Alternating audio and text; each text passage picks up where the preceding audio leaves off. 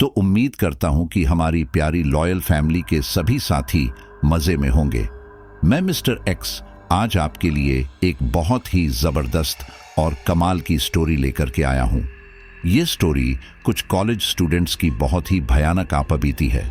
दरअसल ये सभी स्टूडेंट्स एक मेंटल हॉस्पिटल के अंदर अपने प्रोजेक्ट को पूरा करने के लिए वहां विजिट करने के लिए गए थे, लेकिन जब वो वहां पर गए तो उनसे एक सच्चाई छुपा ली गई थी जो बहुत ही ज्यादा खौफनाक थी। वहां पर जाकर इन सभी दोस्तों के साथ जो अजीबो गरीब चीजें होना शुरू हुई, उन्हें देखकर उनके रोंगटे खड़े होंगे। इनके दो दोस्त तो मौत के मुंह में जाने से बाल बाल बचे हैं। तो इस घटना को उनके साथ घटा हुआ काफी समय हो गया था, तो अब जाकर उन्होंने हमारे साथ ये स्टोरी शेयर करने की हिम्मत की है और उसी घटना को मैं आज आपके सामने शेयर कर रहा हूं। लेकिन सभी साथी एक बार अपना प्यारा सा कमेंट करके मुझे बता दें। तो ये पूरी स्टोरी एक मेंटल हॉस्पिटल से जुड़ी हुई है। अक्सर आप कहानियों और फिल्मों में पागलखाने या मेंटल हॉस्पिटल के बारे में देखते सुनते आ रहे हैं। हर इंसान के दिल में मेंटल हॉस्पिटल और वहां रह रहे मेंटल पेशेंट के बारे में जानने के बारे में बहुत उत्सुकता रहती है। एक अजीब ही तरह का खौफ भरा रहस्यमय माहौल रहता है इन मेंटल हॉस्पिटल में। लेकिन आज हम जिस मेंटल हॉस्पिटल का जिक्र कर रहे हैं वो हॉस्पिटल अंग्रेजों के जमाने में बनाया गया था। उत्तराखंड के अल्मोड़ा से थोड़ी दूर, आबादी से अलग हटके एकदम सुनसान वीराने में खड़ी थी एक बहुत ही पुरानी विशाल इमारत। इस इमारत के चारों ओर किसी किले की तरह ही मजबूत दीवारों की बहुत ऊंची बाउंड्री वॉल बनाई गई थी, जिनके पार झांकना या इन दीवारों पर चढ़ के इमारत के अंदर कूदना, दोनों ही बातें बिल्कुल नामुमकिन थीं। शहर की आबादी से दूर बनी ब्रिटिश कालीन इस इमारत में एक मेंटल हॉस्पिटल बना था, जिसे ब्रिटिश काल में एक चैरिटी ग्रुप चलाता था। इस हॉस्पिटल को चलाने की पूरी जिम्मेदारी चैरिटी ग्रुप ने ही उठा रखी थी। वैसे तो लोग तब ये भी कहते थे कि इस मेंटल हॉस्पिटल के नाम पर बनी इमारत में दरअसल अंग्रेज सरकार उन मासूमों को बंद करके उन पर अत्याचार करती थी जो सरकार के विरोधी थे। बिना अथॉरिटी लेटर के इस मजबूत लाल ग्रेनाइट पत्थरों से बनी हुई जेल से भी ज्यादा सिक्योरिटी वाली इमारत के अंदर तो क्या आसपास भी नहीं फटका जा सकता था। इमारत के इर्द गिर्द चारों तरफ कंटीले तारों से ऐसा सुरक्षा घेरा बनाया गया था कि कोई इंसान तो क्या परिंदा भी वहां आने से डरता था। इमारत चारों तरफ से ऊंचे ऊंचे घने पेड़ों से कुछ इस तरह से घिरी हुई थी कि बाहर से उसकी झलक तक मिलनी मुश्किल थी। बिजली और पानी के लिए भी इस इमारत के अंदर ही अपनी व्यवस्था की गई थी। एक जनरेटर हाउस और एक वाटर पंप हाउस के जरिए वहां बिजली और पानी की सारी व्यवस्थाएं सुचारू रूप से चलाई जाती थीं। आजादी के बाद जब इस इमारत की जिम्मेदारी उठाने वाला ट्रस्ट ब्रिटेन लौटने लगा, तो इस इमारत के सिक्योरिटी इंचार्ज ललित कामत और हरीश वर्मा ने ट्रस्ट से ये इमारत अपने कब्जे में ले ली और फिर कुछ ही महीनों के अंदर इस पूरी इमारत की काया पलट करके कामत एंड वर्मा ग्रुप की पार्टनरशिप में यहां बहुत बड़ा मेंटल हॉस्पिटल खुल गया। जल्दी ही इस हॉस्पिटल की ख्याति दूर दूर तक फैल गई। कहा जाने लगा कि इस हॉस्पिटल में आने वाला मेंटल पेशेंट कुछ ही महीनों में पूरी तरह से ठीक होके अपने घर वापस लौट जाता था। हाँ, लेकिन इस हॉस्पिटल में एक बार अपने पेशेंट को दाखिल करने के बाद फिर उसके रिश्तेदार भी तब तक उस पेशेंट से नहीं मिल पाते थे जब तक कि हॉस्पिटल प्रशासन अपनी तरफ से उन्हें इन्फॉर्म करके पेशेंट से मिलने या उन्हें वापस ले जाने की परमिशन नहीं देता था। वर्तमान में हॉस्पिटल के इंचार्ज थे ऋत्विक कामत और जयंत वर्मा। उन्होंने हॉस्पिटल की सिक्योरिटी को और भी फुल प्रूफ बनाते हुए 5 मंजिल की इस भव्य और मजबूत इमारत के हर फ्लोर को लोहे की ग्रिल और जाली लगा के इस तरह से पैक कर दिया गया था कि कभी कोई पंछी तो क्या कोई कीट पतंगा तक अंदर नहीं आ सकता था। कभी किसी खास पेशेंट के ट्रीटमेंट में ज़रूरत पड़ने पर विदेशों से भी एक्सपर्ट डॉक्टर्स और साइकेट्रिस्ट बुलवाए जाते थे यहाँ, जो अपने उन्नत ज्ञान और तकनीकों से पेशेंट को जल्द ठीक करने में यहाँ के हॉस्पिटल स्टाफ की हेल्प करते थे। लेकिन हॉस्पिटल के रोज़मर्रा का काम संभालने और यहाँ आने वाले नए नए पेशेंट की देखभाल के लिए सीनियर डॉक्टर मनीष शर्मा के सिवाय टोटल 4 डॉक्टर्स और थे। Doctor Deven, doctor Sudhakar, doctor Prashant और डॉक्टर महक। इनके अलावा 2 सुपरवाइजर, 4 नर्स और 4 वार्ड बॉय भी थे। हॉस्पिटल की सिक्योरिटी का जिम्मा हरीश के ऊपर था, जो कई बरसों से इस हॉस्पिटल में था। इन सब के रहने का अरेंजमेंट इसी हॉस्पिटल के करीब बनी छोटी सी कॉलोनी में किया गया था, जहां उन सब के लिए सर्व सुविधा युक्त घर बने हुए थे। इनमें से किसी भी एम्प्लॉय को बिना डॉक्टर मनीष की इजाजत के इस हॉस्पिटल कैंपस से बाहर जाने की परमिशन नहीं थी। हर महीने डॉक्टर मनीष खुद इस कैंपस से बाहर जाते और जाने से पहले अगर किसी एम्प्लॉय को उनसे कुछ सामान बुलवाना होता तो वो एक पर्चे पर उस सामान के बारे में लिखकर डॉक्टर मनीष को दे देता। डॉक्टर मनीष देर शाम को शहर से लौटते और उस एम्प्लॉय को उसका मंगाया सामान दे देते। हॉस्पिटल में नए अपॉइंट होके आने वाले स्टाफ मेंबर शुरुआत में मन ही मन डॉक्टर मनीष को लेकर कई तरह के सवालों में उलझे रहते, लेकिन फिर जल्द ही उन्हें समझ आ जाता कि इस हॉस्पिटल में शांति से रहना है तो अपना मुंह बंद करके रहना ही ठीक होगा।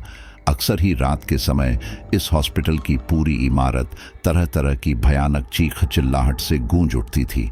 रात के सन्नाटे में गूंजती इन भयंकर चीखों की आवाज से इमारत के अंदर रहने वाले हर एक इंसान का दिल दहल उठता, लेकिन फिर भी किसी तरह अपने दिल को पत्थर की तरह कठोर बना के स्टाफ के लोग सारी रात काट देते थे।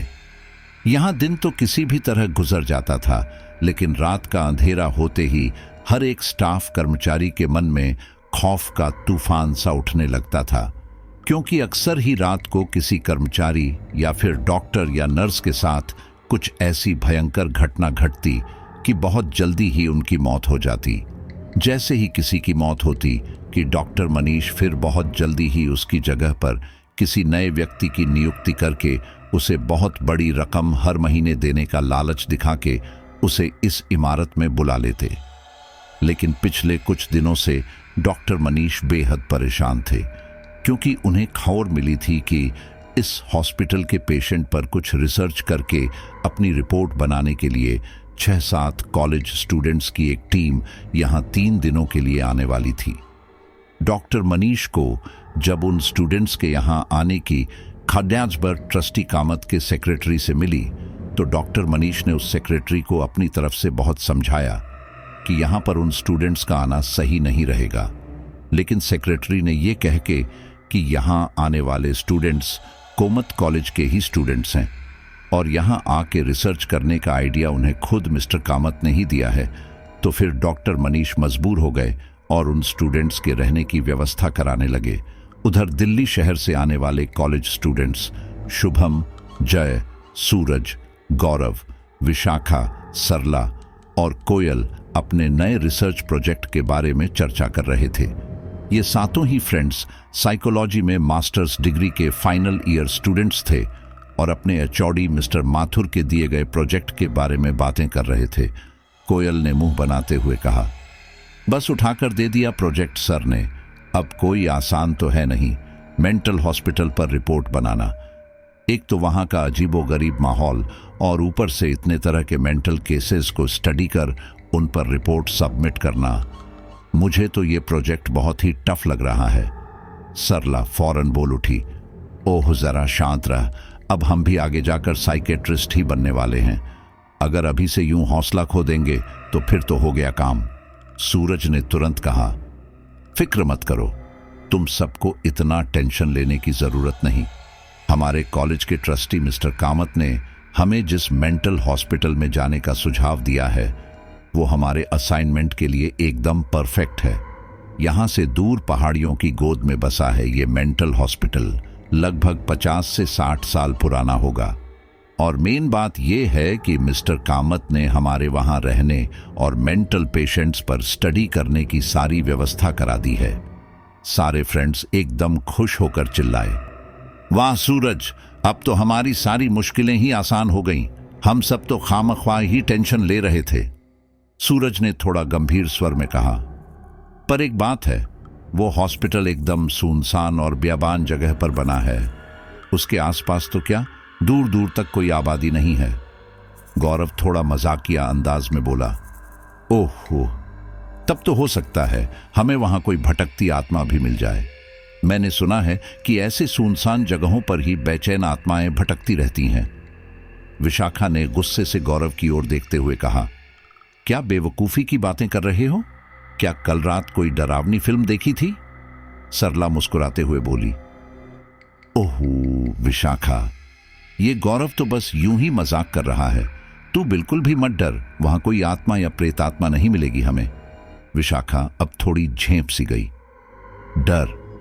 अरे मैं डर नहीं रही थी, मैं इन आत्मा वात्मा से नहीं डरती, और वैसे भी मेरा इन सब बातों पर रत्ती भर भी यकीन नहीं है।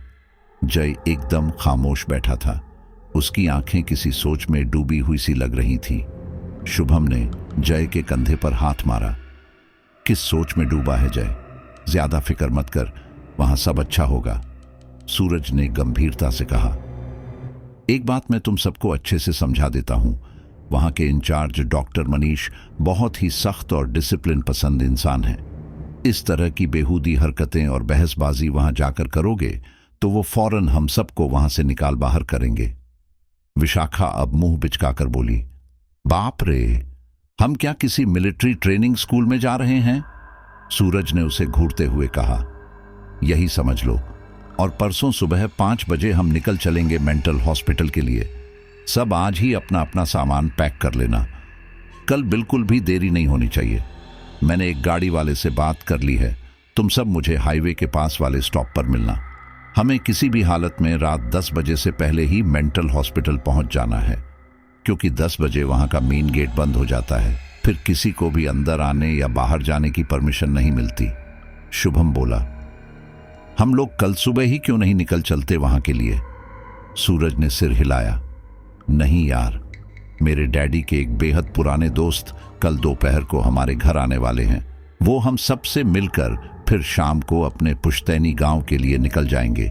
डैडी ने मुझसे कहा है कि उनसे मिलकर ही जाना, इसलिए हमें परसों सुबह ही निकलना पड़ेगा। सब ने परसों सुबह 5 बजे फिक्स किए गए स्टॉप पर पहुंचने का प्रॉमिस किया और अपने अपने घरों की ओर चल पड़े। जैसे ही सूरज अपने घर पहुंचा कि हॉल की लाइट्स ऑन हो गई। सूरज ने हैरत से देखा कि उसके मोम डैड और उसके अंकल तीनों ही हॉल में बैठे हुए सूरज का ही इंतजार कर रहे थे। सूरज को हक्के बक्के देखकर उसके मम्मी पापा हंस पड़े, फिर बोले, क्यों बेटा, चौंक गए ना? हम तो तुम्हारा ही इंतजार कर रहे थे, चुपचाप अंधेरे में बैठकर।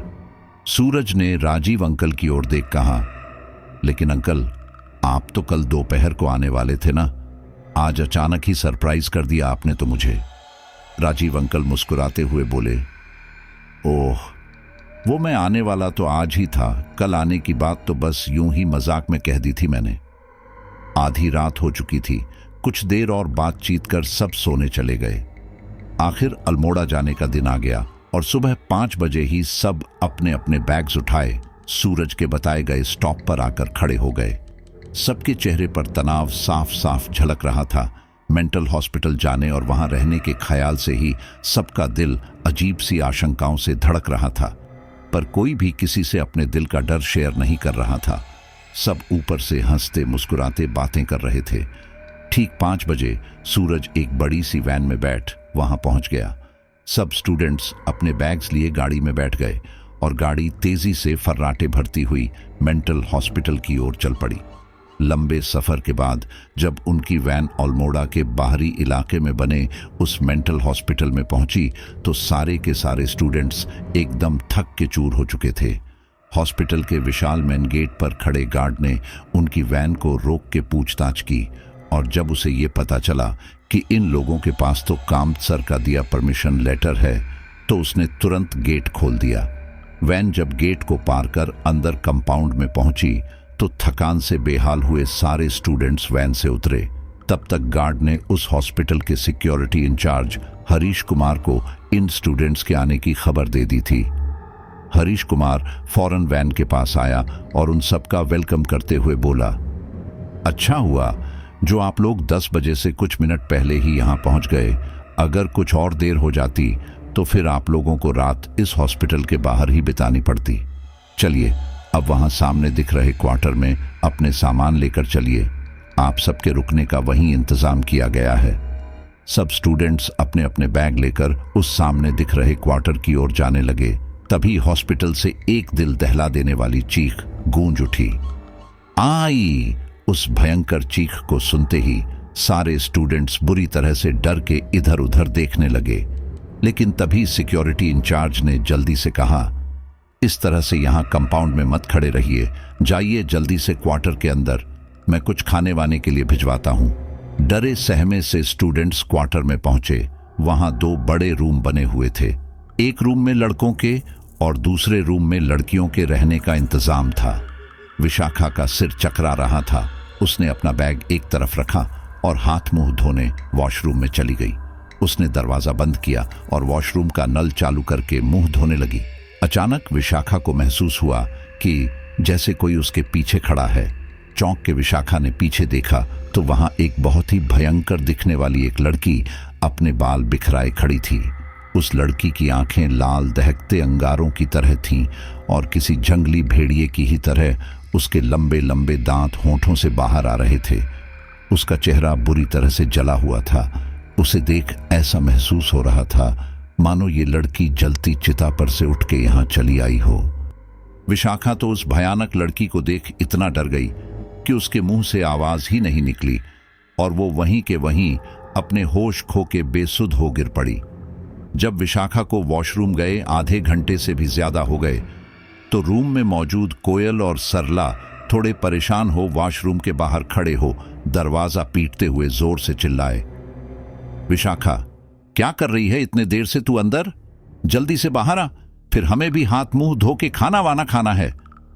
जब अंदर से विशाखा की कोई आवाज नहीं आई तो बेचैन हो कोयल और सरला ने मिलकर धक्का दे वॉशरूम का दरवाजा खोल दिया। लेकिन जैसे ही वे दोनों अंदर पहुंचे तो वहां विशाखा को न देख के हैरान रह गए। फिर अपने रूम से निकल के चिल्लाते हुए बाहर हॉल में चले आए। लड़कियों की चीख चिल्लाहट सुनकर अपने रूम से गौरव, सूरज, जय और शुभम घबरा के दौड़ते हुए वहां चले आए। लड़कों को देखते ही कोयल जोर से बोली, विशाखा जाने कहां अचानक ही गायब हो गई, उसका कुछ भी पता नहीं चल रहा है। गौरव हैरत से चिल्लाया, अरे ऐसे कैसे, कहां गायब हो गई? वो वहीं कहीं होगी, चलो हम लोग चलकर देखते हैं। लपकते हुए सब अंदर वाले कमरे की ओर भागे और उस कमरे और वॉशरूम का कोना कोना खोज लिया, लेकिन विशाखा तो कहीं मिली ही नहीं। सूरज परेशान हो बोला, ये तो बड़ी ही हैरत की बात है कि विशाखा अचानक ही चली कहां गई? देखो ना, क्वार्टर का मेन दरवाजा भी तो अंदर से बंद है। जय ने क्वार्टर का दरवाजा खोला और बाहर निकल इधर उधर देखते हुए जोर से पुकार लगाई, विशाखा, विशाखा, तुम क्या बाहर हो? तभी जय की निगाहें उस क्वार्टर की ऊंची छत पर गई तो वो घबरा के जोर से चीख उठा, वो देखो वहां ऊपर। जय की घबराई आवाज सुन जैसे ही बाकी सब स्टूडेंट्स दरवाजे से बाहर निकले, छत पर खड़ी विशाखा को देख सबके होश उड़ गए। क्वार्टर की छत पर खड़ी विशाखा अपने दोनों हाथ हवा में लहराते हुए बड़ी ही अजीब सी आवाज में गाना गुनगुना रही थी। किसी की भी समझ में नहीं आ रहा था कि आखिर विशाखा बंद क्वार्टर से निकल के ऊपर छत पर कैसे पहुंच गई। सूरज ने तब तक कंपाउंड में ड्यूटी दे रहे एक गार्ड को बुला के उससे सीढ़ी मांगी जिससे वो क्वार्टर की छत पर चढ़ के विशाखा तक पहुंच सके। विशाखा को छत पर देख वो गार्ड भी एकदम से घबरा गया, लेकिन वो अभी कुछ कह पाता कि इतने में छत पर खड़ी हुई विशाखा ने हवा में छलांग लगा दी और तेजी से नीचे की तरफ गिरने लगी। सूरज ने गार्ड का हाथ पकड़ा और जय को पुकारते हुए फुर्ती से छत के नीचे घेरा बना के खड़ा हो गया। विशाखा को नीचे जमीन पर गिरने से पहले ही उन्होंने विशाखा को अपनी बाहों में संभाल लिया। विशाखा को सही सलामत देख सबकी जान में जान आई। कोयल और सरला ने देखा कि विशाखा पूरी तरह से बेसुध थी। उन्होंने फिर विशाखा को उठाया और उसे क्वार्टर के अंदर कमरे में ले जा पलंग पर लिटा दिया। सबने किसी तरह थोड़ा बहुत खाना खाया और अपने अपने पलंग पर जाके सो गए, लेकिन नींद किसी को भी नहीं आ रही थी। सब विशाखा के ही बारे में सोचे जा रहे थे कि वो छत पर पहुंची कैसे। किसी तरह सुबह हुई और सब स्टूडेंट्स जल्दी जल्दी नहा धोकर तैयार हो क्वार्टर से बाहर निकले। विशाखा अब भी बेसुध ही पड़ी थी, इसीलिए कोयल फिर उसकी देखभाल करने के लिए वहां रुक गई। सूरज और जय ने डॉक्टर मनीष के केबिन में पहुंचते ही कहा, सर, इस हॉस्पिटल में हो क्या रहा है?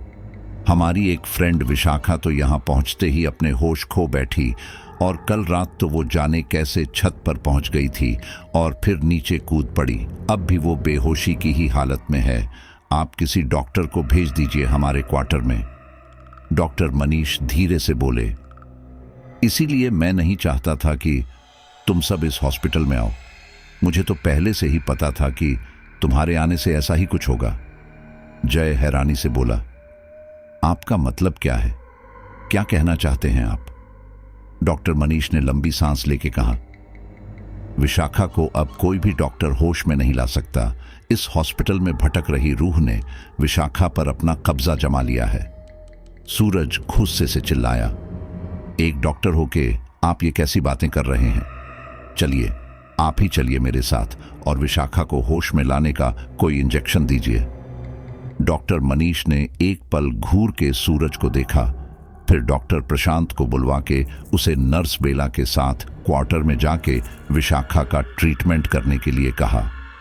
पहले तो डॉक्टर प्रशांत हिचकिचाए, फिर हामी भर के नर्स को साथ लिए चल पड़े क्वार्टर की तरफ। सूरज और जय दोनों तब तक अपने दूसरे फ्रेंड्स के साथ मिलकर हॉस्पिटल का निरीक्षण करने लगे। क्वार्टर पहुंच के जब डॉक्टर प्रशांत ने विशाखा की नब्ज देखी तो वो बहुत धीमी चल रही थी। नर्स को वहां रुकने के लिए कह के डॉक्टर मनीष को विशाखा का हाल बताने के लिए वापस उनके केबिन में चले गए। कोयल ने विशाखा के करीब आकर उसके माथे पर हाथ फेरा तो विशाखा अचानक जोर जोर से सांस लेने लगी। उसे तेज पसीना भी आने लगा। रूम में मौजूद सिस्टर ने उसकी ये हालत देखी तो घबराकर डॉक्टर को बुलाने के लिए भागी।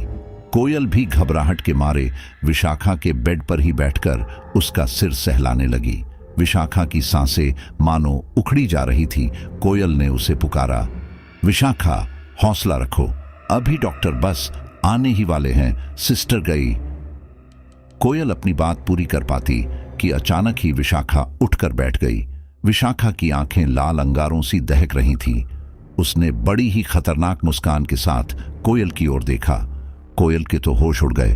वो डर के मारे बेड से उठने को हुई कि तभी विशाखा ने लपक कर अपने दोनों हाथों से कोयल का गला दबोच लिया।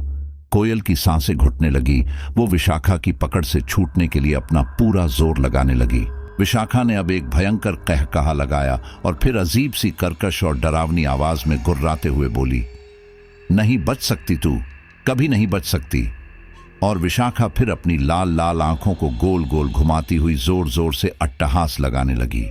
कोयल का पूरा शरीर पसीने में तर हो गया। उसकी सांसें जैसे दम तोड़ने लगी। उसे अपनी मौत सामने नजर आने लगी कि तभी अचानक ही रूम का दरवाजा खुला और नर्स और डॉक्टर वहां आ पहुंचे। उन्होंने कमरे का ये भयंकर नजारा देखा तो सहम कर पल भर के लिए ठिठक गए। फिर फौरन दोनों लपक कर बेड के पास भागे और विशाखा की जानलेवा पकड़ से कोयल की गर्दन को छुड़ाने की जी जान से कोशिश करने लगे। बड़ी मुश्किल से किसी तरह उन्होंने कोयल को विशाखा के चंगुल से आजाद कराया। कोयल तेजी से भागकर कमरे के कोने में खड़ी हो फूट फूट कर रोने लगी। उसके हाथ पैर कांप रहे थे। वो रोती हुई भय और आश्चर्य से विशाखा को घूरे जा रही थी। सिस्टर और डॉक्टर अपनी पूरी ताकत से विशाखा को कंट्रोल करने का प्रयास कर रहे थे। विशाखा अब एकदम ही हिंसक और बेकाबू हो रही थी। वो बार बार भयंकर स्वर में चीखती हुई डॉक्टर और सिस्टर पर हमला करने की कोशिश कर रही थी। आखिर डॉक्टर ने बड़ी मुश्किल से किसी तरह विशाखा को बेहोशी का इंजेक्शन दिया और फिर कुछ ही पलों में विशाखा की पलकें मूंदने लगीं और वो बेसुध होकर बेड पर गिर पड़ी। विशाखा के बेहोश होते ही डॉक्टर और सिस्टर्स ने राहत की सांस लेते हुए अपने माथे का पसीना पोंछा और फिर रोती बिलखती कोयल को सांत्वना देने लगे। कोयल का पूरा शरीर सूखे पत्ते की तरह हिल रहा था। उसकी जुबान उसका साथ नहीं दे रही थी। डॉक्टर ने गंभीर स्वर में कहा, विशाखा की हालत तो बिगड़ती ही जा रही है। लगता है दिमाग पर बहुत गहरा असर पड़ा है। आई थिंक इन्हें तो अब सीरियस ऑब्जर्वेशन और ट्रीटमेंट की ज़रूरत है। फिर डॉक्टर ने नर्स को इशारा किया तो नर्स ने फौरन कमरे में रखी टेबल के ड्रावर से एक स्टील की चेन निकाली और उसे बेहोश पड़ी विशाखा की दोनों कलाइयों में बांधकर उसे बेड की रोड से फिक्स कर दिया। तभी सूरज, शुभम, जय और गौरव वहां कमरे में आए। कमरे में उनके पहुंचते ही रोती बिलखती कोयल और भी जोर जोर से रोने लगी। कोयल को यूं रोते घबराते देख और विशाखा के चेन से बंधे हुए हाथ देखकर सूरज सहित बाकी फ्रेंड्स बुरी तरह से चौंक उठे। डॉक्टर ने जब उन सबको विशाखा की हिंसक हरकतों के बारे में बताया तो सबके सब स्टूडेंट्स अवाक होकर विशाखा को देखने लगे। उनकी तो जैसे सोचने समझने की शक्ति ही चली गई थी। अभी सब अजीबोगरीब हालात के बारे में सोच ही रहे थे कि अचानक वहां एक वार्ड बॉय भागता हुआ आया और सहमी आवाज में हांफते हुए बोला, डॉक्टर साहब, वो ऊपर वाले वार्ड में काम कर रही नर्स का कहीं कोई पता नहीं चल रहा है। जरूर वो भी इस हॉस्पिटल के अंदर ही हमेशा के लिए गायब हो गई है। पहले से ही डरे सहमे खड़े इन सब के दिल डर के मारे अब इतनी बुरी तरह धड़कने लगे मानो अभी दिल ही निकलकर बाहर आ जाएगा। डॉक्टर पल भर के लिए रुका, फिर जल्दी से बोला, विशाखा की देखभाल की फिक्र मत करो। मैंने उसे जो इंजेक्शन दिया है उससे वो रात से पहले होश में नहीं आने वाली है। इसलिए तुम लोग भी अब यहां से बाहर जाकर अपना काम करो। और डॉक्टर तेजी से लपकता हुआ गलियारे की ओर चल पड़ा। पीछे पीछे दोनों सिस्टर भी चल दी। वार्ड बॉय तो पहले ही वहां से जा चुका था। सूरज और शुभम ने एक दूसरे को देखा, फिर बोले, हमें भी यहां से बाहर जाकर थोड़ी जांच पड़ताल करनी चाहिए। तभी सरला बोली, पर यहां भी तो किसी न किसी का रुकना जरूरी है। विशाखा को यूं अकेले कैसे छोड़ सकते हैं रूम में। कोयल कंपाती आवाज में बोली, मैं अब बिल्कुल नहीं रुकने वाली विशाखा के पास। बड़ी मुश्किल से मरते मरते बची हूं मैं। अब और रिस्क नहीं लेना चाहती मैं। विशाखा इस वक्त एकदम खून करने के मूड में है। अगर डॉक्टर और सिस्टर वक्त पर नहीं पहुंचते तो वो मेरा गला दबा चुकी होती। सरला शांत स्वर में बोली, ओके, कोई बात नहीं, मैं यहां विशाखा के पास रुक जाती हूं।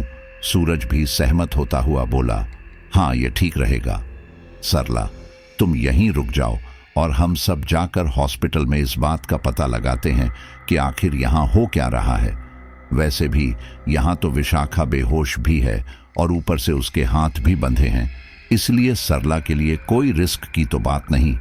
सरला वहीं रूम में रखी कुर्सी पर बैठ गई और बाकी पांचों स्टूडेंट्स उसे संभल कर रहने की हिदायतें देकर बाहर की ओर चल पड़े। अब तक पूरे हॉस्पिटल में वार्निंग सायरन की तेज आवाज गूंजने लगी थी। रूम से बाहर निकलते ही स्टूडेंट्स ने देखा कि हॉस्पिटल में अजीब अफरातफरी का माहौल था। सिस्टर, डॉक्टर्स और वार्ड बॉय सब इधर उधर दौड़ते भाग रहे थे। एक डॉक्टर ने स्टूडेंट्स के पास से गुजरते हुए कहा, तुम लोग भी जरा नीचे वाले फ्लोर और कंपाउंड में जाकर ढूंढो उस गायब हुई नर्स को। सूरज ने कुछ सोचते हुए अपने फ्रेंड्स से कहा, हमें ऊपर के फ्लोर पर जाके उस नर्स को ढूंढना चाहिए। यहां नीचे तो बहुत से लोग ढूंढ रहे हैं। सभी स्टूडेंट्स सिर हिलाते हुए तेज कदमों से ऊपर जाने वाली सीढ़ियां चढ़ने लगे। ऊपर के फ्लोर पर पहुंचते ही उन्होंने देखा कि पूरे फ्लोर पर एकदम सन्नाटा सा पसरा था। शाम अब ढलने लगी थी। फ्लोर की खुली बालकनी और खिड़कियों से अंधेरे की परछाई हॉस्पिटल के अंदर चली आ रही थी। वैसे तो फ्लोर के दोनों छोर पर एक एक लाइट लगी थी, पर जाने क्यों अभी उन दोनों ही लाइट्स में से एक भी लाइट ऑन नहीं थी। कोयल सहमे स्वर में बोली, यहां लाइट क्यों नहीं जल रही है? अब तो अंधेरा हो चुका है। शुभम ने अपने पास रखी टॉर्च ऑन की तो पलक झपकते ही रोशनी पूरे फ्लोर में फैल गई। उसने इधर उधर लाइट का स्विच खोजा और जैसे ही आगे बढ़कर उसने स्विच ऑन किया कि तभी किसी ने उसे पीछे से पकड़कर जोर से खींचते हुए धक्का देकर नीचे गिरा दिया। शुभम चीखते हुए फर्श पर जा गिरा। उसके हाथ में रखी टॉर्च भी नीचे गिर के बंद हो गई। अंधेरे फ्लोर में शुभम को यूं चीखते और फर्श पर गिरते देख बाकी फ्रेंड्स जोर जोर से चिल्लाते हुए उसकी तरफ दौड़ पड़े। सूरज ने फौरन अपना टॉर्च ऑन किया ही था कि टॉर्च ऑफ हो गई और अंधेरे में एक साया लहराता हुआ उसकी ओर बढ़ते दिखा। सूरज सहम कर पीछे हटा और जोर से चिल्लाया, कौन कौन है? सूरज के चिल्लाते ही अचानक पूरे फ्लोर में चमगादड़ों की कर्कश ध्वनि पूरे जोर से गूंजने लगी। अंधेरे में स्तब्ध खड़े स्टूडेंट्स को महसूस हो रहा था कि उनके ऊपर जैसे सैकड़ों चमगादड़ अपने पंख फड़फड़ाते हुए उड़ रहे हैं। गौरव ने हिम्मत बटोरते हुए तेजी से लपककर फ्लोर की बालकनी का दरवाजा खोल दिया। फिर बालकनी से नीचे झांकते हुए चिल्लाया, यहाँ ऊपर के फ्लोर पर कोई है, जल्दी से आओ ऊपर, जल्दी, कोई है यहाँ। गौरव अभी नीचे झांकते हुए चिल्ला ही रहा था कि उसे अपने पीछे से बालकनी का दरवाजा बंद होने की आवाज सुनाई दी। गौरव ने जैसे ही दरवाजा बंद होने की आवाज सुनी, वो बौखलाकर चीखता हुआ दरवाजे की ओर लपका। उसने दरवाजा खोलने की कोशिश की तो पता लगा कि दरवाजा तो दूसरी ओर से बंद था। अब तो गौरव की हालत खराब हो गई। वो पूरी ताकत से चीखते हुए अपने फ्रेंड्स को पुकारने लगा। यहाँ फ्लोर के बीचों बीच खड़े घबराए डरे स्टूडेंट्स गौरव की चीखें और पुकारना तो सुन रहे थे, पर उनकी बुद्धि और शरीर दोनों ही जैसे जाम हो गए थे। सबके सब हथप्रभ मूर्ति बने खड़े हुए थे। अचानक ही गौरव को महसूस हुआ कि कोई बालकनी की मुंडेर पर खड़ा है। गौरव की तो जैसे जान ही निकल गई। वो कांपते स्वर में किसी तरह बोला, कौन है? कौन खड़ा है वहां? तभी गौरव के कानों में मानो सरसराहट सी हुई, जैसे कोई हवाओं में घुलकर कानों में कुछ फुसफुसाते हुए बोल रहा हो। गौरव ने ध्यान से सुना। किसी युवती की आवाज थी जो उससे कह रही थी, गौरव, गौरव, तुम आ जाओ मेरे पास, मैं तुमसे दोस्ती करना चाहती हूं, मुझे अपनी दोस्त बनाओगे ना? गौरव इस तरह हक्का बक्का खड़ा हो गया जैसे अब उसमें जान ही ना हो। यहां तक कि उसकी सांसें भी इतनी बहुत धीमी चलने लगी और उसकी पलकें तो जैसे झपकना ही भूल गई। तभी अचानक ही कोई बालकनी का दरवाजा खोलकर जोर से चिल्लाया, गौरव, गौरव, कहां हो तुम? वो डॉक्टर मनीष थे, जो गौरव की पुकार सुनकर नीचे कंपाउंड से दौड़ते हुए ऊपर के फ्लोर पर आए थे। उनके साथ 3-4 और भी दूसरे लोग थे जिनके हाथों में बड़ी बड़ी टॉर्च थी। उन्होंने गौरव को यूं स्तब्ध खड़े देखा तो उसे जोर से झकझोर कर पुकारा, गौरव, होश में आओ। तब तक बाकी स्टूडेंट्स भी वहां आ पहुंचे। उन्होंने भी गौरव को आगे बढ़कर उसका हाथ पकड़कर पुकारा, गौरव, यहां का दरवाजा कैसे बंद हो गया था? क्या यहां पर कोई और भी था? गौरव अचानक ही सबका हाथ झटकते हुए जोर जोर से कह कहे लगाता हुआ हंसने लगा। सब ये देखकर बुरी तरह डर गए कि गौरव के मुंह से किसी लड़की के हंसने की आवाज आ रही थी। गौरव को यूं लड़की की आवाज में कह कहे लगाते देख वहां खड़े सभी लोग डरकर पीछे हट गए। फिर मनीष जी ने बड़ी हिम्मत जुटाते हुए गौरव को पीछे से पकड़ा और चिल्लाए, जल्दी, जल्दी से इसे पकड़कर कमरे में ले चलो। मनीष जी की आवाज सुन वहां हकबकाए खड़े वार्ड बॉय और डॉक्टर्स गौरव की तरफ लपके और उसे अपने काबू में करने की जी तोड़ कोशिश करने लगे। अब गौरव हंसना छोड़कर भयंकर कर्कश नारी स्वर में चीखने लगा, नहीं पकड़ सकते तुम मुझे, मैं तुम जैसे लोगों की पकड़ में आने वाली नहीं, छोड़ दो मुझे, नहीं तो मैं एक एक को मार डालूंगी। गौरव की आवाज की जगह किसी युवती की आवाज सुनकर सारे स्टूडेंट्स भयभीत हों एकटक गौरव को ही ताकने लगे। उनकी तो जैसे सिट्टी पिट्टी ही गुम हो गई थी, किसी के मुंह से एक शब्द तक नहीं निकल रहा था। तभी मनीष जी ने गौरव को दूसरे लोगों की मदद से जकड़ा और खींचते हुए ऊपर वाले कहास चेंबर की ओर ले जाने लगे। चेंबर का दरवाजा खोलकर मनीष जी ने सारी लाइट्स ऑन की और फिर गौरव को जबरदस्ती चेंबर में रखी हुई बड़ी सी चेयर पर बिठा दिया। डॉक्टर्स ने फौरन ही गौरव के हाथ पैर चेयर के साथ अच्छी तरह जकड़कर बांध दी, पर गौरव अब भी युवती की आवाज में ही जोर जोर से चीख चिल्ला रहा था। उसकी आंखें भी पूरी तरह से फैली हुई थीं। वो अपनी आंखों की पुतलियों को गोल गोल घुमाते हुए अजीबोगरीब से शब्द बोले जा रहा था। बीच बीच में गौरव अपनी गर्दन को बड़ी जोर से झटकते हुए चेयर से उठने की कोशिश करता था। मनीष जी ने सूरज और बाकी स्टूडेंट्स से चिंतित स्वर में कहा, सूरज, तुम फौरन ही अपने दोस्तों को लेकर अपने रूम में चले जाओ। तुम्हारे इस दोस्त को भयंकर द्वारा पड़ा है, इसे काबू में करने में शायद सारी रात भी निकल सकती है। सूरज ने जैसे ही कुछ कहना चाहा कि मनीष जी गंभीरता से बोले, प्लीज अब और यहां रुककर अपने और अपने दोस्तों को मुसीबत में न डालो। जब तक गौरव तुम सबको यहां खड़ा देखता रहेगा, वो इसी तरह अनकंट्रोल होकर चीखता चिल्लाता रहेगा। प्लीज हालात की गंभीरता को समझो और सीधे अपने रूम में जाओ। सूरज अपने दोस्तों के साथ हताश और परेशान हो सीढ़ियों की ओर बढ़ गया। वे सब धीरे धीरे हारे थके कदमों से सीढ़ियां उतरने लगे। सबके सब इतने खामोश थे कि उनके सांसों की आवाज मानो कानों में गूंज रही थी। सीढ़ी उतरकर जब सब नीचे पहुंचे तो वहां भी वही अफरातफरी भरा माहौल अब भी था। सूरज ने पास से गुजर रहे एक वार्ड बॉय को रोकते हुए पूछा, क्या उस गुमशुदा नर्स का अब तक कुछ पता नहीं चला?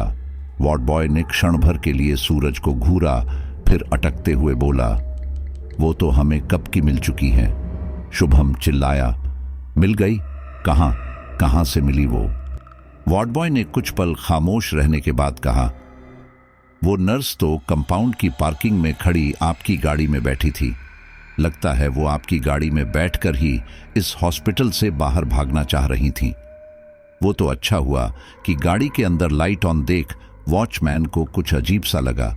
उसने सोचा कि शायद गाड़ी पार्क करते समय गलती से गाड़ी के अंदर की लाइट ऑन ही छोड़ दी है, और वो गाड़ी के पास पहुंचा। जैसे ही वॉचमैन ने गाड़ी का दरवाजा खोला, अंदर बैठी हुई नर्स ने उस पर हमला करना चाहा। उस नर्स पर भी उसी भयंकर बदरूह का साया पड़ चुका था जो इस हॉस्पिटल में बरसों से मंडरा रही है। लेकिन उस रूह के बारे में सिर्फ मैं और डॉक्टर मनीष जी ही जानते हैं। बाकी सब इस बारे में पक्की तौर पर कुछ भी नहीं जानते। नर्स ने तो उस बेचारे वॉचमैन को आज मार ही डाला होता, लेकिन उसने बड़ी फुर्ती दिखाते हुए फौरन गाड़ी का दरवाजा बंद कर दिया और आवाज देकर दूसरे लोगों को बुला लिया। फिर सबने नर्स को काबू में कर किसी तरह उसके कमरे में पहुंचाया और वहां उसे इंजेक्शन देकर फिर से सुला दिया। अब जैसे न रहा गया, वो हैरत से बोला, तो फिर अभी यहां नीचे इतनी अफरातफरी मची है? वार्ड बॉय ने धीमे स्वर में कहा, अफरातफरी तो विशाखा की खोज के लिए मची है। अब तो सूरज बुरी तरह से चीखा, विशाखा? क्या कह रहे हो तुम? विशाखा भला कैसे गायब हो सकती है? वो तो अपने रूम में बेहोश पड़ी थी ना, और ऊपर से उसके हाथ भी बंधे हुए थे। वार्ड बॉय कुछ बोलने ही वाला था कि तभी सामने से रोती सिसकती सरला आती हुई दिखी। सरला ने जैसे ही सूरज और बाकी स्टूडेंट्स को देखा, वो बिजली की तरह लपकती हुई उनके करीब पहुंची और सिसकती हुई बोली, विशाखा, विशाखा पता नहीं कहां गुम हो गई है। शुभम ने हैरत से पूछा, पर सरला ऐसा हुआ कैसे? विशाखा तो बेहोश और बंधी हुई थी, फिर वो यूं रूम से कैसे और कहां गायब हो गई? सरला ने भीगी आवाज में अटकते हुए बताया, जब रूम से तुम सब और डॉक्टर बाहर निकले, उसके कुछ ही देर बाद विशाखा को होश आया गया था। होश में आते ही विशाखा मुझे देख रोती हुई बोली, प्लीज मेरे हाथ खोल दो ना, मुझे बहुत ही दर्द हो रहा है हाथों में। उसने इतने दर्द भरे स्वर में मुझसे कहा कि मैं फौरन रूम से बाहर निकलकर सिस्टर को बुलाने चली गई, पर मुझे आसपास कोई सिस्टर नहीं दिखाई दी। मेरे रूम में आते ही विशाखा फिर रोती हुई भावुक स्वर में हाथ खोलने के लिए कहने लगी। मुझसे रहा न गया, उसके बहते आंसू मुझे बेचैन करने लगे और मैंने टेबल के ड्रावर में रखी चाबी निकाली और उसके हाथों में बंधी चेन खोल दी। चेन खुलते ही पलक झपकते विशाखा बेड से उतरकर खड़ी हो गई और मुझे धक्का मारकर रूम से निकल भागी। मैं तो हक्की बक्की रह गई, कुछ समझ ही नहीं आया कि क्या करूं और क्या न करूं। फिर जैसे ही थोड़ी चेतना सी आई, मैं बाहर भागी, लेकिन विशाखा का कहीं कोई सुराग नहीं मिला। तभी उधर से आते हुए डॉक्टर नजर आए। मैंने उन्हें जैसे ही विशाखा के गायब हो जाने की बात बताई, वे सब भी दंग रह गए और तब से ही हम विशाखा को खोज रहे हैं। सूरज ने सिर हिलाते हुए अफसोस भरे स्वर में कहा, उफ सरला, ये तुमने क्या कर दिया? अब विशाखा पता नहीं कहां और किस हाल में होगी। उसे कुछ हो गया तो उसके मम्मी पापा को क्या जवाब देंगे हम? सरला रोने लगी। वो तो खुद ही बहुत पछता रही थी, पर अब किया ही क्या जा सकता था। अब तो बस एक ही रास्ता था कि जैसे भी हो विशाखा को ढूंढा जाए। सब स्टूडेंट्स सोच में डूबे हॉस्पिटल के कंपाउंड में विशाखा को ढूंढने लगे। अचानक ही एक तेज म्यूजिक ने सबको चौंका सा दिया। अभी कौन क्या बजा रहा है भला?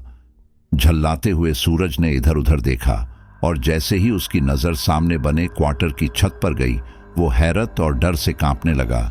छत पर अंधेरे में खड़ी हुई विशाखा पूरे जोर से एक बांसुरी बजा रही थी। रात के घने अंधेरे में विशाखा को यूं छत के ऊपर खड़े होकर बांसुरी बजाते देख सूरज बदहवास हो चीख पड़ा। वो वहां छत पर खड़ी है विशाखा। सूरज के साथ साथ बाकी स्टूडेंट्स भी छत पर खड़ी हुई विशाखा को भय और हैरानी से आंखें फाड़े देखने लगे। सरला और कोयल तो डर के मारे रोने लगी। वो डर से कांपती थरथराती हुई वहीं नीचे ही बैठ गई और अपने घुटनों में मुंह छुपाकर बिलखने लगी। तभी हॉस्पिटल का गेट खुला और एक गाड़ी गेट से अंदर हॉस्पिटल की तरफ तेजी से आई।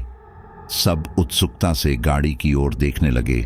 गाड़ी का दरवाजा खोलकर जैसे ही मिस्टर कामत उतरे कि सूरज उनकी ओर जैसे लपकता हुआ दौड़ पड़ा। मिस्टर कामत ने सूरज को देखते ही हैरानी से पूछा, यहां इस तरह सब बाहर कंपाउंड में क्यों खड़े हो तुम सब? सूरज गुस्से से बोल उठा, अंकल, मुझे आपसे ये उम्मीद बिल्कुल नहीं थी। आपने मेरे और मेरे फ्रेंड्स को इस मौत के कुएं में ऐसा फंसा दिया है कि अब हम में से शायद ही कोई यहां से जिंदा बाहर जा सके। मिस्टर कामत एकदम चौंकते हुए बोले, क्या हुआ सूरज? तुम इस तरह उखड़ी उखड़ी सी बातें क्यों कर रहे हो? क्या कोई प्रॉब्लम हो गई है यहां? सूरज ने एकदम ठंडे लहजे में कहा, प्रॉब्लम? ये पूछिए कि क्या प्रॉब्लम नहीं हुई हमें। मेरे फ्रेंड्स एक एक करके अजीबोगरीब हालातों का शिकार हो रहे हैं। गौरव तो पागलपन का शिकार हो चेंबर में चेयर से बंधा हुआ है और विशाखा वो देखिए सामने छत पर खड़ी हुई बांसुरी बजा रही है। अब तो मिस्टर कामत के हैरानी की सीमा न रही। वो फौरन भागते हुए हॉस्पिटल की मेन बिल्डिंग के करीब पहुंचे और वहां खड़े एक वार्ड बॉय से बोले, तुरंत डॉक्टर मनीष को बुलाकर लाओ, इसी वक्त, फौरन जाओ। वार्ड बॉय लपक कर मनीष जी को बुलाने के लिए भाग खड़ा हुआ। उसके जाते ही मिस्टर कामत ने सूरज का हाथ पकड़ा और उसे लेकर सामने वाले रूम के करीब पहुंचे। वहां जाकर उन्होंने अपनी पॉकेट से एक स्केवेयर आकार की टॉर्च निकाली और उसे जैसे ही ऑन करके ऊपर खड़ी विशाखा के चेहरे पर उसकी तेज रोशनी डाली तो इतने तेज प्रकाश से छत पर खड़ी विशाखा जैसे एकदम से चौंक उठी। उसने बांसुरी बजाना बंद कर दिया और जोर जोर से चीखती हुई छत के पीछे वाली मुंडेर से कूदकर भागने लगी। तभी मिस्टर कामत ने जोर से चिल्लाते हुए कहा, जल्दी जल्दी जाकर पकड़ो विशाखा को, नहीं तो वो भागकर कहीं भी छुप जाएगी।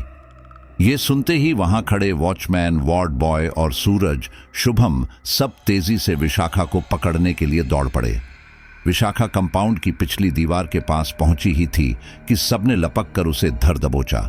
वो जैसे ही इन सब की पकड़ में आई, गुर्राती हुई जोर जोर से चीखने लगी, छोड़ दो मुझे, छोड़ दो, नहीं तो मैं अभी तुम सबकी जान ले लूंगी। तब तक डॉक्टर मनीष भी वहां आ पहुंचे। उन्होंने अपने हाथ में पकड़े एक पेन का ढक्कन खोला और उसे विशाखा की कनपटी पर लगाकर पीछे से प्रेस किया। पेन से निकली तेज करंट की लहर ने जैसे ही विशाखा की कनपटी को छुआ कि एक जोरदार चीख के साथ विशाखा बेसुध हो गई। डॉक्टर मनीष ने वार्ड बॉय से विशाखा को फौरन हॉस्पिटल के अंदर वाले रूम में ले जाने का हुक्म दिया। डॉक्टर मनीष ने फिर मिस्टर कामत से कहा, आप यूं अचानक ही कैसे यहां आ पहुंचे? आपने ही तो मुझे रात 10 बजे के बाद हॉस्पिटल का गेट नहीं खोलने का आदेश दिया था।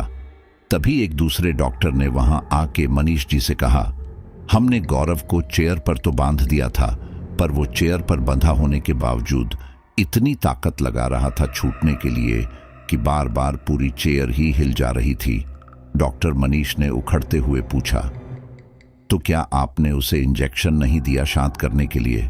उस डॉक्टर ने अपने माथे का पसीना पोंछते हुए कहा, ओह सर, हमने गौरव को इंजेक्शन दिया था, पर उसका कोई खास असर नहीं हुआ उस पर। हम और ज्यादा तगड़ी डोज देने से पहले आपसे सलाह मशविरा करना चाहते थे, क्योंकि गौरव हमारे हॉस्पिटल का पेशेंट तो है नहीं, और फिर गौरव के पेरेंट्स की भी हमारे पास ट्रीटमेंट रिलेटेड कोई परमिशन नहीं। अब ऐसे में भला हम कैसे अपनी तरफ से कोई हार्ड ट्रीटमेंट कर सकते थे? डॉक्टर मनीष ने सबको गहरी नजरों से घूरा, फिर बोले, मैं बस 15 मिनट में अपने चेंबर में पहुंच रहा हूं, तुम सब भी सीधे मेरे चेंबर में पहुंचो और मेरा इंतजार करो। मनीष जी और उनके साथ आए डॉक्टर्स तेजी से हॉस्पिटल के अंदर चल पड़े।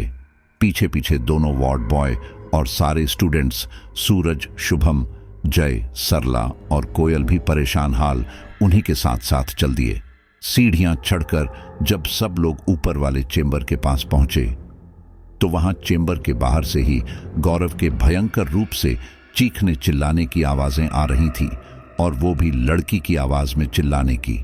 सूरज सहित बाकी सभी स्टूडेंट्स 2 पल के लिए ठिठक कर वहीं चेंबर के बाहर ही रुक गए। मनीष जी और उनके साथ आ रहे डॉक्टर्स और वार्ड बॉय जल्दी से चेंबर के अंदर चले गए। उनके अंदर जाने के कुछ क्षणों बाद ही चेंबर से आने वाली गौरव की चीखें और भी ज्यादा बढ़ गईं। लग रहा था वो मनीष जी और डॉक्टर्स को वहां देखकर ही और भी बेकाबू हो गया था। शुभम ने सहमे और रुखे स्वर में सूरज से कहा, ओह यार सूरज, ये हमारे दोस्त की क्या हालत हो गई है। ये कैसी जगह आ गए हम लोग। यहां आने से पहले तुमने क्यों नहीं कुछ पता किया था यहां के बारे में। सूरज ने दुखी होते हुए शुभम के कंधे पर हाथ रखकर गमगीन स्वर में कहा, ऐसी बातें करके तुम मुझे और क्यों शर्मिंदा कर रहे हो यार। मैं तो पहले से ही अपने को कोस रहा हूं कि जाने किस मनहूस घड़ी में हमने इस हॉस्पिटल में आने की प्लानिंग की। कोयल रोते हुए बोली, हमें यहां आना ही नहीं चाहिए था। काश हम अपने प्रोजेक्ट के लिए कहीं और चले जाते। सरला गुस्से से सूरज की ओर देखते हुए कहने लगी, यदि विशाखा और गौरव को कुछ भी हुआ ना तो याद रखना कि इसके दोषी सिर्फ तुम रहोगे। बेचारे गौरव के पेरेंट्स तो उससे कितनी दूर गांव में हैं। उनको तो खबर तक नहीं होगी कि उनका बेटा यहां हॉस्पिटल के एक रूम में मौत के करीब खड़ा है। जय तो इन सब की बात सुनकर अचानक ही रो पड़ा, फिर किसी तरह सिसकते हुए बोला, काश मैंने अपनी मां की बात मान ली होती।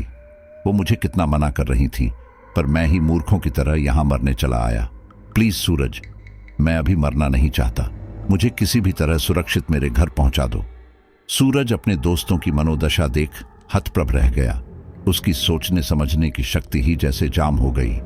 कुछ पल तक यूं ही मूर्ति बने खड़े रहने के बाद सूरज जैसे मन ही मन किसी निर्णय पर पहुंचता हुआ बोला, फ्रेंड्स, तुम में से किसी को भी रत्ती भर भी चिंता करने की जरूरत नहीं। मैं तुम सबको यहां से सुरक्षित तुम्हारे घर वापस लेकर जाऊंगा। अभी सब फ्रेंड्स बातें कर ही रहे थे कि सीढ़ी चढ़कर जल्दी जल्दी आते हुए डॉक्टर मनीष उन्हें दिख गए। सूरज ने ध्यान से देखा कि डॉक्टर मनीष के माथे पर चिंता की लकीरें दिखाई दे रही थीं।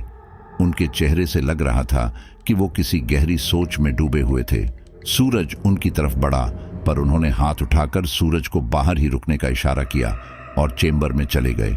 कोई 10 मिनट बाद डॉक्टर मनीष बाहर निकले और अपने माथे पर छलक उठे पसीने को पोंछते हुए उन्होंने स्टूडेंट से कहा, गौरव को मैंने हाई पावर मेडिसिन की एक डोज दे दी है। अब गौरव सुबह तक बेसुध रहेगा। शुभम ने गुस्से से कहा, यह तो कोई बात नहीं हुई। इस तरह मेरे दोस्त को बेहोश रखने से क्या होगा। आप उसका इलाज करके उसे ठीक कीजिए। आज दोपहर तक तो गौरव पूरी तरह फिट और नॉर्मल था।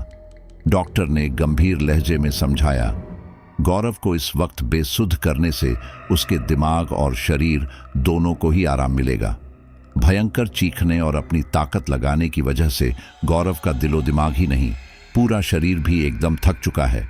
ऐसी कंडीशन में अगर कोई ट्रीटमेंट दी तो उस ट्रीटमेंट की पावर को गौरव का कमजोर और थका शरीर झेल नहीं पाएगा, और हो सकता है कि गौरव के दिमाग को भी इससे और ज्यादा नुकसान पहुंचे। इसीलिए हमें इस वक्त जल्दबाजी से नहीं, बल्कि पूरे होशो हवास और सब्र से सोचने समझने की जरूरत है। हमारी एक गलती भी गौरव की जान पर भारी पड़ सकती है।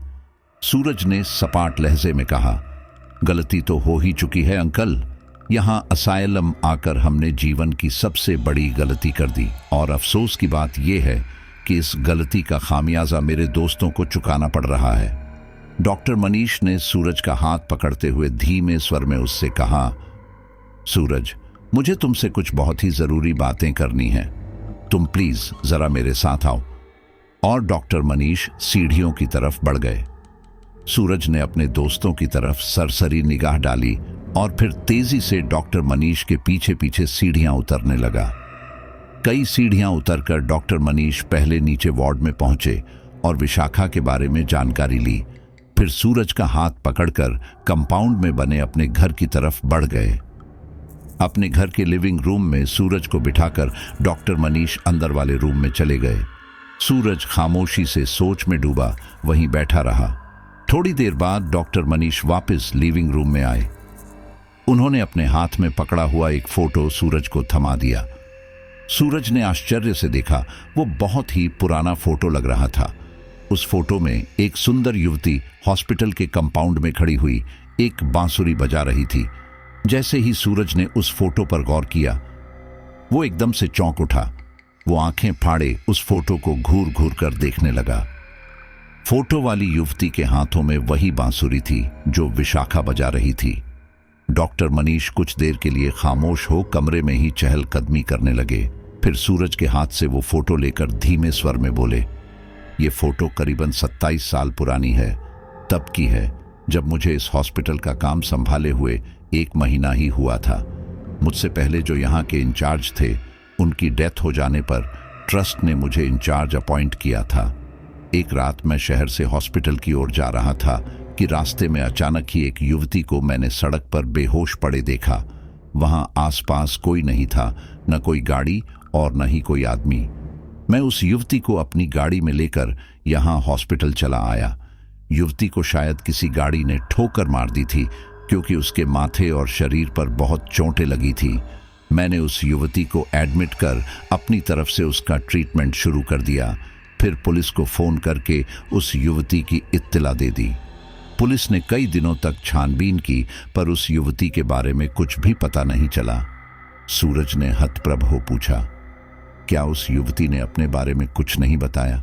डॉक्टर मनीष ने सिर हिलाते हुए कहा, उस युवती को 2 दिन बाद होश तो आ गया, पर शायद सिर में गहरी चोट लगने की वजह से उसके दिमाग पर बहुत ही बुरा असर पड़ा था। उस युवती को अपने बारे में कोई बात याद नहीं थी, यहां तक कि वो अपना नाम तक भूल चुकी थी। हमने उसके कपड़ों के पॉकेट में तलाश किया तो यही एक बांसुरी थी उसके पास। 8-10 दिन में वो लगभग पूरी तरह से ठीक हो गई, पर उसके दिमाग में लगी चोट ने उसकी मानसिक हालत पर इतना बुरा प्रभाव डाला था कि वो अचानक कभी भी एकदम हिंसक हो उठती, जोर जोर से चीखने चिल्लाने लगती और सामने वाले को मारने पर उतारू हो उठती। हमने उसे हॉस्पिटल में ही रखकर ट्रीटमेंट देने का फैसला किया। पुलिस ने भी परमिशन दे दी, क्योंकि अब तक उस युवती के बारे में कोई अता पता नहीं चल सका था। जब मैंने उस युवती को वो बांसुरी दिखाई तो वो एकदम खुश होकर उस पर झपट पड़ी। उसने फौरन उस बांसुरी को अपने होठों से लगाया और बजाना शुरू कर दिया। उसके बाद से वो उस बांसुरी को हमेशा हर पल अपने पास ही रखे रहती, और ये फोटो भी एक दिन मैंने ही खींची थी उसकी, ताकि पुलिस को दे सकूं ये फोटो। पर उसी रात अचानक ही वो युवती पता नहीं कैसे वॉचमैन और बाकी स्टाफ की नजर बचाकर असाइलम में खड़ी मेरी ब्लैक वैन में बैठ गई। दुर्भाग्य से उसमें चाबी लगी हुई थी। वो युवती वैन को फुल स्पीड से चलाती हुई हॉस्पिटल की कंपाउंड दीवार से जा टकराई, और इस बार मौत ने उसे नहीं बख्शा, वो वैन के ही अंदर मारी गई।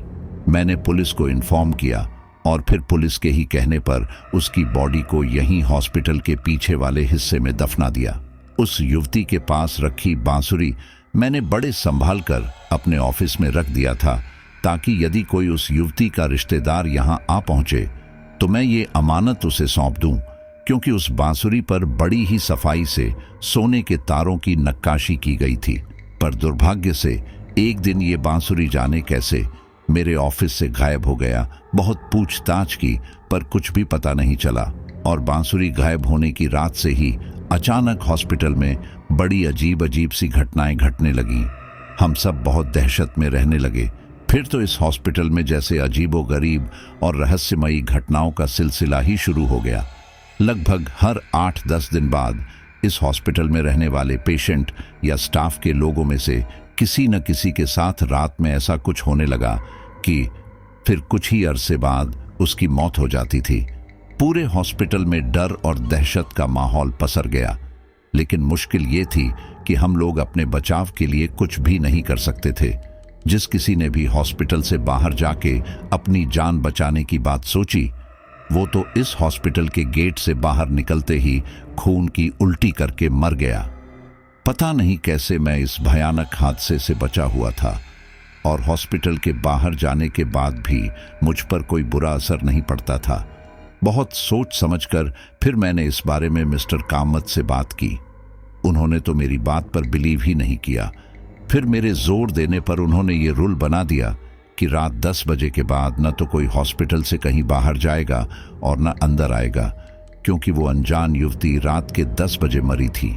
यकीन करो सूरज, मैं तो ये चाहता ही नहीं था कि तुम लोग इस हॉस्पिटल में आओ, क्योंकि मुझे मालूम था कि तुम जैसे जवान लड़के लड़कियों को इस हॉस्पिटल में देखते ही उस युवती की रूह एकदम तड़फड़ाने लगेगी। इसके पहले भी अक्सर यंग डॉक्टर और नर्स ही उस रूह के शिकार बने हैं। आज जब ये बांसुरी मैंने विशाखा के पास देखी तो हैरान हो उठा। पता नहीं ये बांसुरी कैसे विशाखा के पास आ गई। अब सूरज बोल पड़ा, मुझे तो लग रहा है कि ये बांसुरी जरूर उस वॉशरूम में कहीं पड़ी होगी जहां से विशाखा अचानक ही गायब हो गई थी। अब तो डॉक्टर मनीष चौंक पड़े। कुछ देर तक सोचते रहने के बाद उन्होंने सर्द लहजे में कहा, सूरज, मुझे लगता है इस बांसुरी और उस युवती का जरूर कोई ना कोई कनेक्शन है। इसीलिए तो इतने बरसों बाद फिर वो यहां तबाही मचाने को उतारू हो गई है। मैं एक डॉक्टर हूं, पर गौरव और विशाखा दोनों की ही मानसिक हालत साफ साफ बता रही है कि इनके ऊपर किसी साए का ही असर है। नहीं तो यूं बेवजह अच्छा खासा इंसान अचानक ही अपना दिमागी संतुलन नहीं खो देता। गौरव को जब मैं ट्रीटमेंट दे रहा था तो वो बार बार उसी युवती की आवाज में चिल्ला रहा था। ये इस बात का प्रूफ है कि ये सब उसी युवती के साए का ही दुष्प्रभाव है। सूरज ने स्तब्ध हो पूछा, तो क्या आप मेरे दोस्तों को अपने इलाज से ठीक नहीं कर पाएंगे? डॉक्टर मनीष गंभीर स्वर में बोले, ठीक तो मैं तब कर पाऊंगा जब वो मेंटल प्रॉब्लम का शिकार हों, पर गौरव और विशाखा के साथ तो ऐसा नहीं है। वे दोनों तो इस युवती के ही काले साए का शिकार हो गए। उन्हें ठीक करने के लिए हमें कुछ और उपाय ढूंढना होगा। कमरे में खामोशी छा गई। सूरज और डॉक्टर मनीष दोनों ही खामोश हो गहरी सोच में डूब गए। थोड़ी देर बाद सूरज ने चुप्पी तोड़ते हुए कहा, मेरे दिमाग में एक बात आ रही है। वो है तो रिस्की, पर शायद उससे कुछ पता लग सकता है उस युवती के बारे में। डॉक्टर मनीष ने सूरज की ओर उत्सुकता से देखा तो सूरज बोला, आप चलकर गौरव को होश में लाने का इंजेक्शन दीजिए। उसके होश में आते ही मैं ये बांसुरी बजाऊंगा और आप उससे उसकी आइडेंटिटी के बारे में पूछना। मुझे विश्वास है कि बांसुरी की आवाज सुनते ही गौरव के मुंह से वो युवती जरूर कुछ न कुछ तो अपने बारे में बताएगी ही। डॉक्टर मनीष बोले, पर कैसे सूरज? उस युवती की याददाश्त तो बरसों पहले उसके जिंदा रहते ही एक्सीडेंट में गुम चुकी थी। फिर भला वो अभी क्या बता पाएगी? सूरज ने जोर देते हुए फिर अपनी बात कही, नहीं अंकल, मुझे पूरा यकीन है कि बांसुरी बजाने से कुछ तो पता चलेगा ही हमें। आप बस गौरव के होश में आते ही उससे किसी अघोरी तांत्रिक की स्टाइल से गरजते हुए सवाल पूछना। डॉक्टर मनीष ने कुछ देर सोचने के बाद कहा, ओके सूरज, मैं तुम्हारी बात मान लेता हूं। वैसे भी तो हमारे पास कोई दूसरा रास्ता है नहीं, इसी को आजमा कर देखते हैं। चलो हम अभी चलते हैं गौरव के पास। और डॉक्टर मनीष अपने साथ सूरज को लिए तेजी से चल दिए अपने चेंबर की ओर। चेंबर के बाहर अब तक सूरज के दोस्त बदहवास खड़े थे। उसे देखते ही एकदम बरस पड़े। उन्हें शांत करते हुए सूरज ने कहा, प्लीज फ्रेंड्स, मुझ पर थोड़ा सा भरोसा रखो। मुझे यकीन है कि इस मुश्किल से गौरव और विशाखा को निकाला जा सकता है। फिर जल्दी से सूरज ने डॉक्टर मनीष को इशारा किया और दोनों चेंबर में चले गए। वहां जाते ही डॉक्टर ने एक इंजेक्शन गौरव की बाह में लगा दिया और अपनी पॉकेट से पेन निकालकर उसका शोक सीधे गौरव की कनपटी पर लगा दिया। शोक लगते ही गौरव एकदम झटके से होश में आ गया और लड़की की आवाज जोर जोर से भयंकर चीखने चिल्लाने लगा। तभी सूरज ने बांसुरी लेकर पूरे जोर से बजाना शुरू कर दिया। बांसुरी बजते ही गौरव मानो एकदम उन्मत्त हो उठा। वो सूरज की तरफ झपटने की पूरी कोशिश करने लगा, डॉक्टर मनीष ने गौरव के बिल्कुल सामने उसकी आंखों में आंख डालकर गरजते हुए पूछा, कौन हो तुम? क्यों तंग कर रही हो गौरव को? चाहती क्या हो तुम? डॉक्टर मनीष की बात सुनते ही अचानक गौरव युवती की आवाज में चिल्लाया, मुझे नहीं पहचानते? तुम्हारे ही हॉस्पिटल में इलाज करा रही थी ना मैं। फिर एकदम से गौरव नारी स्वर में फूट फूट कर रोने लगा। कुछ देर बाद फिर सिसकते हुए बोला, मैं तो हिमाचल के एक छोटे से गांव में अपने परिवार के साथ रहती थी। मेरे दादाजी एक जमींदार के खिदमतगार थे। एक बार उस जमींदार ने दादाजी को खुश होके ये सोने की नक्काशी वाली बांसुरी तोहफे में दे दी। फिर बरसों बाद मेरा जन्म हुआ और मैं जब 10 साल की हुई तो मेरे 10वें जन्मदिन पर मेरे पिताजी ने ये बांसुरी मुझे दे दी। सूरज और डॉक्टर मनीष ही नहीं बल्कि चेंबर में मौजूद बाकी और लोग भी आंखें फाड़े गौरव के मुंह से युवती की दास्तां सुन रहे थे। गौरव ने आगे बताया, जब मैं 18 साल की थी तो एक दिन हमारे गांव में पहाड़ धसकने से भीषण हादसा हो गया। उस हादसे में मेरे परिवार सहित गांव के कई लोग मारे गए। मैं भी पहाड़ की चपेट में आ गई थी, पर मुझे किसी ने बचा लिया और हॉस्पिटल में एडमिट करा दिया। मैं होश में तो आ गई, पर अपनी याददाश्त खो दी थी मैंने। डॉक्टर मनीष ने चौंकते हुए कहा, क्या तुम अपनी याददाश्त पहले से ही खो चुकी थी? तो फिर यहाँ कैसे पहुंच गई तुम? और वो रोड में घायल कैसे पड़ी थी तुम उस रात? गौरव का चेहरा गुस्से से लाल हो उठा। वो युवती के स्वर में गुर्राते हुए कहने लगा, मैं हॉस्पिटल में थी कि एक दिन कि अचानक ही मौका पाकर हॉस्पिटल से भाग निकली और छुपने के लिए सड़क किनारे खड़े पिकअप वैन के पीछे चढ़कर छुप गई। वो वैन शायद दिल्ली की तरफ जा रही थी। मैं पीछे फलों के बॉक्स में छुपी बैठी रही। जब वो वैन इस एरिया से गुजर रही थी कि स्पीड तेज होने और ड्राइवर के नशे में होने की वजह से वैन एक मोड़ पर संतुलन खो उलट गई। ड्राइवर को ज्यादा चोट नहीं लगी, पर मैं पीछे उछलकर दूर सड़क पर जा गिरी। गिरते ही मैं बेहोश हो गई। अंधेरे और किनारे की झाड़ियों में गिरने की वजह से किसी का भी ध्यान मुझ पर नहीं गया और वैन दूसरी गाड़ियों से सहायता मांगकर वहां से आगे चली गई और मैं कुछ होश आने पर झाड़ियों से निकलकर सड़क तक पहुंची और बेहोश होकर गिर पड़ी। डॉक्टर मनीष ने गंभीर स्वर में कहा, ओह, और वहां तुम मुझे मिल गई। गौरव ने सिर हिलाया। हाँ, मैं इस हॉस्पिटल में आ गई, पर एक दिन फिर दुर्घटना में मेरी यही मौत हो गई। मुझे लावारिस लाश की तरह यहीं दफना दिया। मेरी आत्मा तड़पने लगी। मैं तड़पती हुई अपनी बांसुरी खोजने लगी, पर वो मुझे मिली ही नहीं। पता नहीं कहाँ छुपा रखा था आपने। फिर एक दिन आपकी बातचीत से मुझे पता चला कि वो चोरी हो गई है। मैं उसे खोजने के लिए जाने कितने बरस यहाँ वहाँ भटकती रही, पर मुझे बांसुरी का कोई सुराग नहीं मिला। हार कर मैं फिर यहीं चली आई, क्योंकि मेरा शरीर तो यहीं दफन था। एक रात जब मैं हॉस्पिटल के आसपास भटक रही थी, तभी मुझे ये लड़के लड़कियां दिखे। मेरी खुशी और गुस्से का ठिकाना न रहा जब मैंने इस लड़की विशाखा के बैग में बांसुरी देखी। मैं इन लोगों से बदला लेने के लिए उतावली हो उठी, क्योंकि जरूर इनमें से ही किसी के रिश्तेदार ने वो बांसुरी चुराई होगी। बस मैंने ठान लिया कि इन्हें इसी हॉस्पिटल के अंदर तड़पा तड़पा के मारूंगी। सूरज अफसोस भरे स्वर में बोला, उफ, जाने वो बांसुरी कहां से मिली होगी विशाखा को। डॉक्टर मनीष ने गौर किया कि बांसुरी चुराने की बात पर वहां खड़े सिक्योरिटी इंचार्ज हरीश के माथे पर बल पड़ रहे थे। वो बार बार अपने होंठों पर जुबान फेर रहा था। मनोविज्ञान के फील्ड में रह रहे डॉक्टर मनीष को फौरन शक हुआ। उन्होंने यूं ही ब्लाइंड गेम खेलते हुए हरीश की ओर देखकर जोर से कहा, क्यों हरीश, तुम ही थे ना जो बरसों पहले मेरे ड्रावर से बांसुरी चुराकर बाहर बेच आए थे? सच सच बोलो, नहीं तो मैं अभी गौरव के हाथ खोल दूंगा। फिर तुम्हारा क्या हाल होगा वो तुम खुद ही समझ सकते हो। हरीश एकदम कांप उठा, फिर कांपती आवाज में लगभग रोते हुए बोला, मुझे माफ कर दीजिए, मैं लालच में आ गया था। मुझे लगा कि इस बांसुरी को ड्रावर में बंद करने से क्या लाभ। इससे तो अच्छा है कि मैं इसे चुपचाप चुराकर बाहर बेच दूं। मुझे क्या पता था कि मैं जिस आदमी को बांसुरी बेचूंगा उस आदमी की बेटी एक दिन यही बांसुरी लेके इसी हॉस्पिटल में चली आएगी। और हरीश अचानक ही रोते हुए डॉक्टर मनीष के कदमों में गिर पड़ा। गौरव अब एकदम भयंकर उत्तेजित हो चीखते हुए छूटने की कोशिश करने लगा। सूरज ने डॉक्टर मनीष को खींचते हुए चेंबर से बाहर निकाला और बोला, चलिए जल्दी कीजिए, हमें वो जगह बताइए जहां उस युवती की बॉडी दफन है। फिर वो अपने स्टूडेंट्स को साथ लेकर तेजी से डॉक्टर के साथ नीचे की ओर चल पड़ा।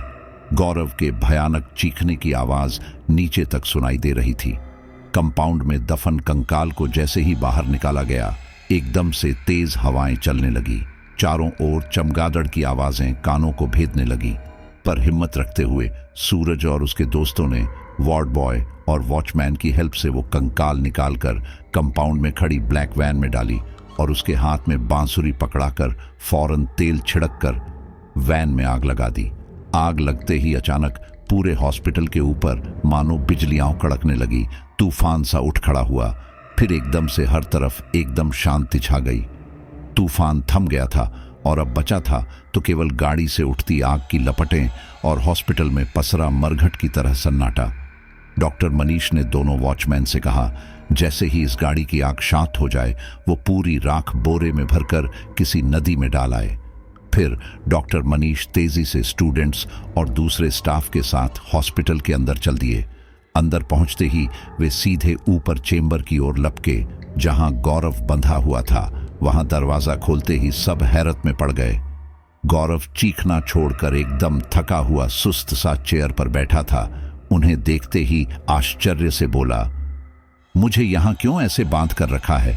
इस चेयर पर तो पेशेंट को बांध कर रखा जाता है ना। और फिर देखते ही देखते गौरव की पलकें मूंद गईं। सूरज ने डर कर डॉक्टर मनीष की ओर देखा तो वो बोले, डोंट वरी, गौरव अब बिल्कुल नॉर्मल हो गया है। बस चीखने चिल्लाने की वजह से उसका शरीर एकदम थक गया है। मैं उसे नींद का इंजेक्शन दे देता हूं। जब कल सुबह सोकर उठेगा तो पूरी तरह फिट हो जाएगा। पर हां, इसे ये सब बातें बताना मत, नहीं तो ये बेवजह परेशान हो जाएगा, क्योंकि इसे तो अब ये सब कुछ भी याद नहीं रहेगा। फिर गौरव को नींद का इंजेक्शन दे वहीं चेंबर में बिछे एक बेड पर उसे सुला दिया गया। इसके बाद जब विशाखा के पास आकर उसे चेक किया गया तो वो भी एकदम शांति से सो रही थी। सभी लोगों ने राहत की सांस ली और फिर अपने अपने रूम में जाकर सो गए, क्योंकि उन सबको भी अब बहुत ज्यादा थकान महसूस हो रही थी। सुबह दिन निकलते ही सूरज सहित सभी दोस्त हॉस्पिटल की बिल्डिंग की ओर भागे, पर वहां पहुंचने से पहले ही उनकी नजर सामने से आते हुए गौरव और विशाखा पर पड़ी। वे दोनों एकदम नॉर्मल और प्रसन्नचित लग रहे थे। उनकी मुस्कुराहट देख सूरज की आंखें भीग गईं। उसके दोस्त मौत के मुंह से निकल आए थे। तभी मिस्टर कामत भी वहां आए और सारे स्टूडेंट्स को बिल्कुल ठीक ठाक देख उन्होंने राहत की सांस ली। हरीश कुमार को डॉक्टर मनीष ने उसी दिन हॉस्पिटल की सेवा से हटा दिया। फिर वो स्टूडेंट्स से बोले, अब तुम सब यहां आराम से अपनी स्टडी करो। मैं प्रॉमिस करता हूं कि तुम्हें अब यहां किसी भी तरह की तकलीफ नहीं होगी। सूरज ने अपने सब दोस्तों की ओर देखा तो सब ने मुस्कुराकर सहमति दे दी।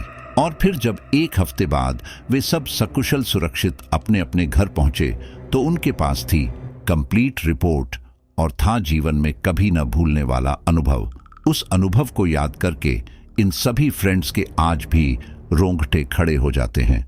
अगर उस दिन सूरज ने हिम्मत नहीं दिखाई होती तो शायद आज उनके सामने गौरव और विशाखा जिंदा न होते। साथियों, ये तो आपने सुना ही होगा कि जो भी आत्मा जितनी ज्यादा पुरानी होती जाती है वो उतनी ही ज्यादा शक्तिशाली और उसके अंदर गुस्से का एक भयानक रूप पैदा होने लग जाता है। बदले की भावना से वो पूरी तरह जल उठती है। तभी कहा जाता है कि आत्मा जितनी ज्यादा पुरानी है वो उतनी ही ज्यादा खूंखार होती है और उनकी मुक्ति करना काफी मुश्किल भरा होता है। तो मुझे उम्मीद है कि ये स्टोरी आपको काफी पसंद आई होगी, तो अपना एक लाइक करके मुझे आप बता दीजिए। और मैं ये भी जानता हूँ बहुत कम लोग आखिर तक स्टोरी सुन रहे हैं और कई सारे साथी तो ऐसे भी होंगे जो पहली बार स्टोरी सुनने के लिए आए हैं। तो अगर वो अब तक चैनल को सब्सक्राइब करके हमारी फैमिली मेंबर नहीं बने हैं तो जल्दी से इस कार्य को संपूर्ण कीजिए। और सभी साथी मुझे ये बता दें कि इस स्टोरी में कौन सी जगह पर आपको डर का एहसास हुआ और सबसे अच्छा स्टोरी में आपको कौन सा पार्ट लगा। तो आपका नाम मैं अगली स्टोरी में लेने की कोशिश करूंगा। अब जिन साथियों ने पिछली कुछ स्टोरीज पर कमेंट्स में अपने नाम हमें सजेस्ट किए हैं वो है सुशांत मिश्रा, सोनी सिद्धू मोगा, संघमित्रा बैंगलोर, सुमित शक्यवांशी मोरेन, अविनाश दीप कौर पंजाब, सखिल शेख कोलकाता, विजय सिंह, रीना पाकिस्तान, शमीम कोलकाता। सभी साथियों का बहुत धन्यवाद और मैं अगली बार आपके लिए एक और कमाल की स्टोरी लाने की पूरी कोशिश करूंगा।